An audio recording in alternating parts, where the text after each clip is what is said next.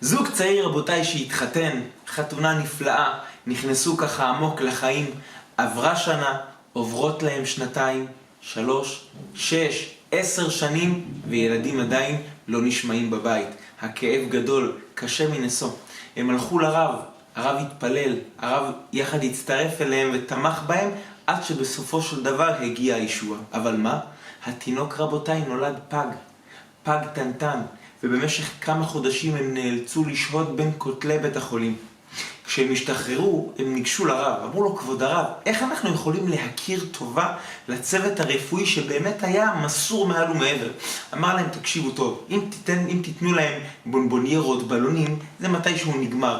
כל שנה תבואו עם הילד ביום ההולדת שלו, תראו לו איך הוא מתפתח ואיך הוא גדל, זאת תהיה המתנה הגדולה ביותר שיכולה להיות, וכך ממחשבה למעשה כך הם עשו.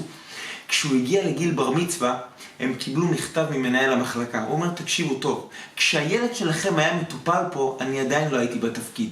אבל אני רוצה לומר לכם, אנחנו עובדים בעבודה קשה.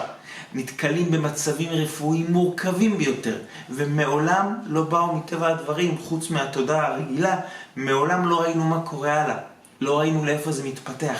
המתנה הגדולה והשווה ביותר שקיבלנו מאז שאני בתפקיד, אנחנו וכל הצוות הרפואי פה, זה הילד שלכם, שראינו את ההתפתחות שנה אחר שנה. הבלונים מתפוצצים, הבונבוניירה נאכלת, אבל ההרגשה הזו לראות איך המאמץ הרפואי, המקצועי מצידנו, פעל, וברוך השם הילד בריא ושלם, שווה הכל. רבותיי, בואו נלמד להכיר טובה ולחשוב, לא רק להכיר טובה מן השפה ולחוץ, אלא שהצד השני יקבל אותה וירגיש שאנחנו מכירים לו טובה.